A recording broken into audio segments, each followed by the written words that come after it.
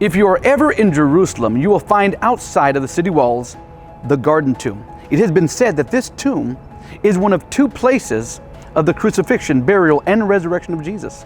The Church of the Holy Sepulchre is considered the traditional site that this event took place. Located near the Damascus Gate and just around the corner from Skull Hill, or as we read in Scripture, Golgotha, the Garden Tomb seems to fit as a possible location. What we do know historically is that Jesus was crucified outside of the city and by a road that was traveled by many. This is the reason why multitudes in and around the area would have been eyewitnesses to the crucifixion. In John chapter 19, verse 41, John tells us that in the place in which Christ was crucified, there was a garden and a new tomb in which no one was buried before. So in 1867, the Garden Tomb was discovered and was understood that it was a Jewish tomb owned by a wealthy family. In fact, the area of the Garden Tomb at one time was placed or used as a place of worship by Christians during the time of the Byzantines.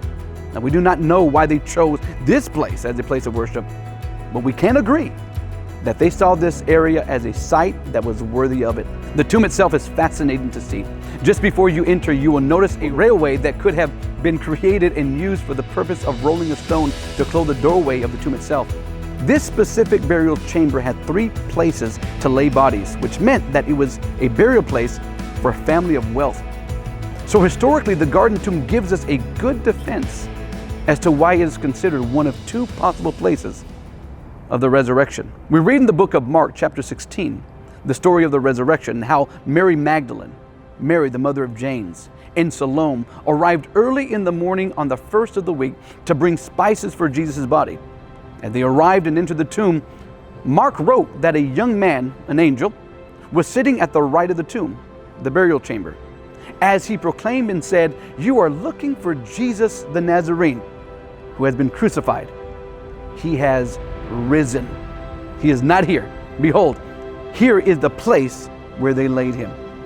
So whether the Garden Tomb was the place of Jesus' death, burial, and resurrection, we don't know for certain.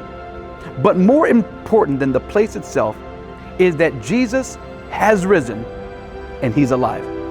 My name is Sammy Lopez. I'm a pastor in San Antonio and the coordinator for the Israel Collective. And this empty tomb is another reason why the Bible is real.